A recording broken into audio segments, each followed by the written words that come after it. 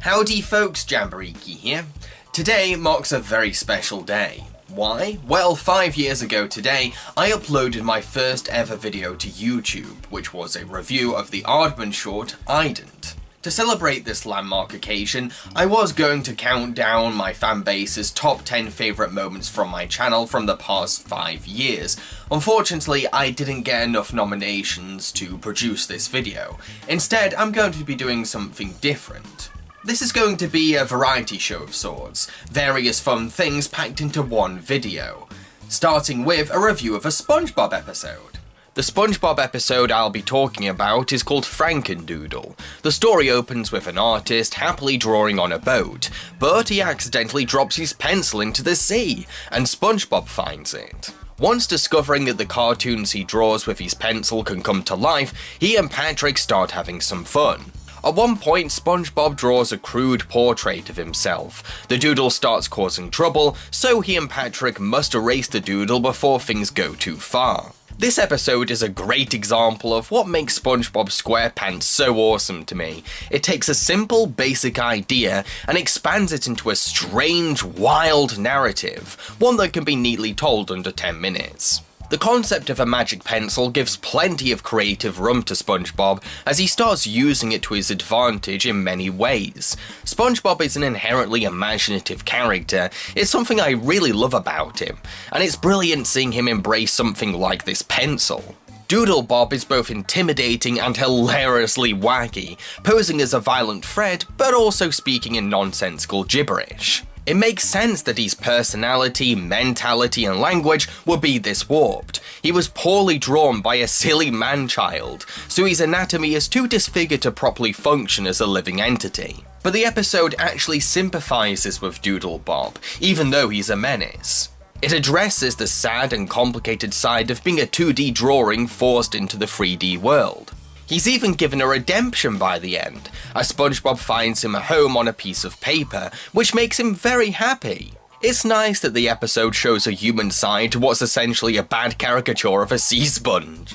There's also lots of laugh out loud moments in this episode too. It's been a while since I last saw a SpongeBob episode, and Franken Doodle reminded me how witty and hilariously surreal the show can be. I created this monster, and I've got to stop him.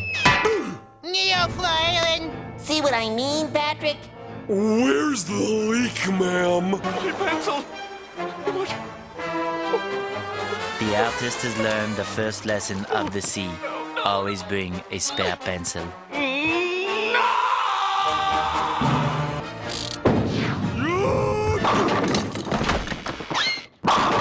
You okay, Patrick? Finland! To conclude, Franken Doodle is a well-written SpongeBob episode, with lots of creative energy, plenty of laughs, and even a poignant conclusion by the end. I highly recommend seeing it if you're a SpongeBob fan. Next on the show, I'm going to be doing something a little difficult for me. I'm going back in time, and I'm going to be watching a couple of my old videos. Really old videos.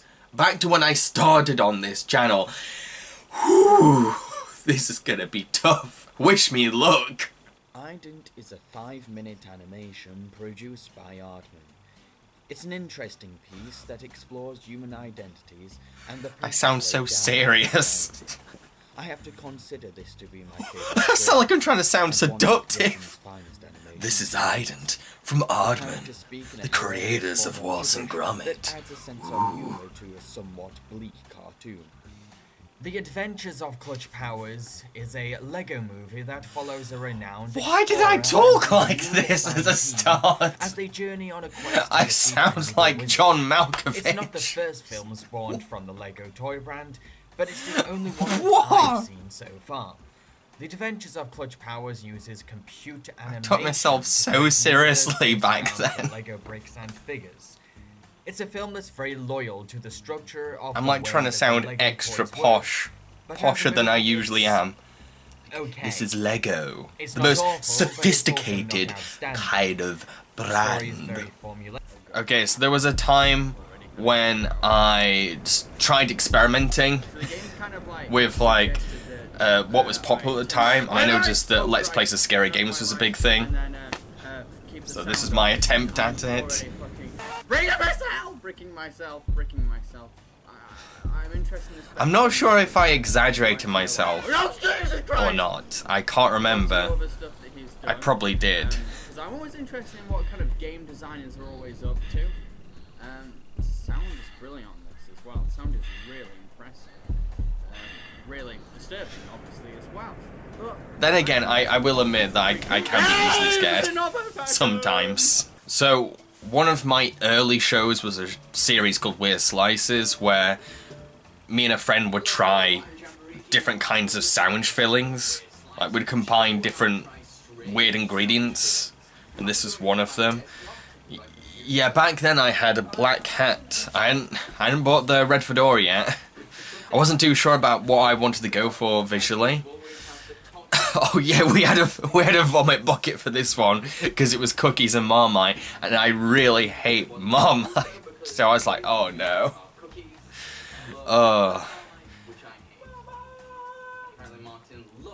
But yeah, this was another time when I was just experimenting different things, seeing what I could do, seeing what worked, seeing what clicked. Weird Slices only lost about 6 episodes, I think.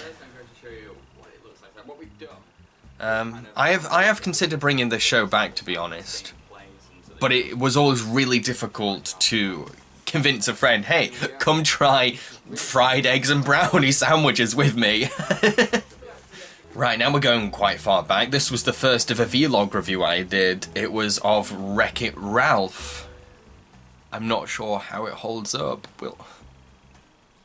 That is really awkward framing. I look so skinny there as well. I've definitely gained weight since then. I look like I'm gonna die soon. This looks like my goodbye video.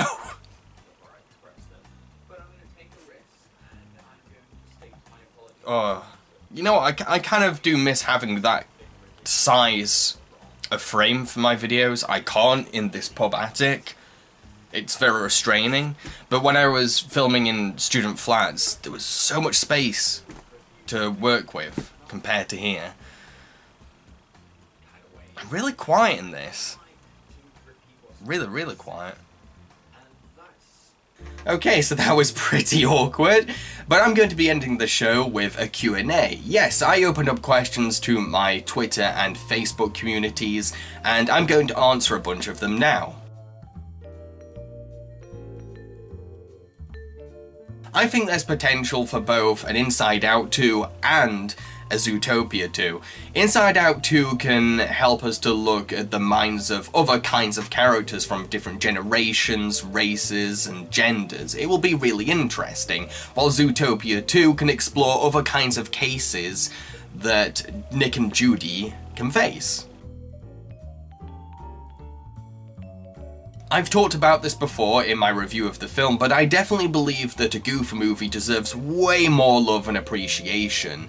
A lot of people look at it on the surface and think, well, it's just the Goof Troop movie, but I think it's more than that. It's a beautifully animated, well-written, and superbly voice-acted film that has a balance of romance, silly slapstick, and poignant father-son drama.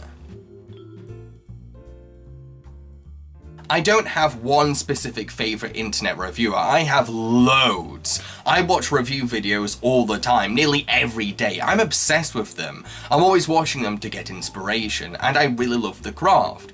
But I can list a bunch of my favourites.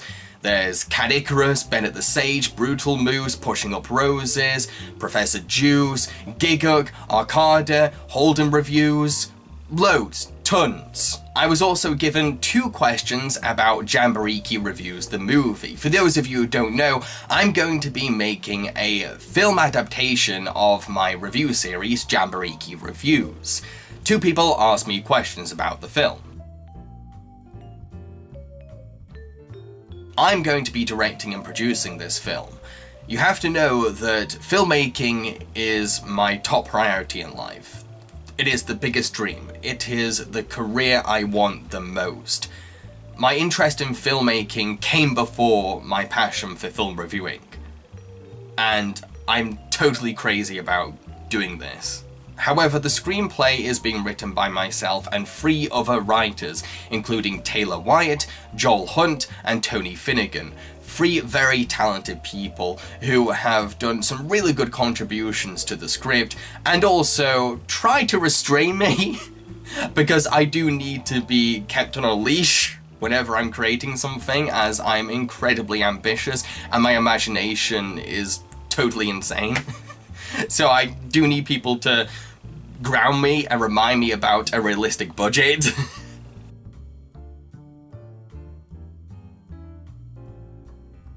I've always believed that my first feature film should be based on something recognisable, a brand that's developed a fan base, and luckily Jambareeqi Reviews has managed to get into that position. Unfortunately, I can't launch a crowdfunding campaign for the movie until I've reached a subscriber amount that matches my budget goal. But this project was never going to be written until I thought of a solid story. I didn't want to just make a Jambareeqi Reviews movie for the sake of it. There had to be a narrative to justify the production, and I do believe that what we've come up with certainly justifies making a film out of Jambareeqi Reviews.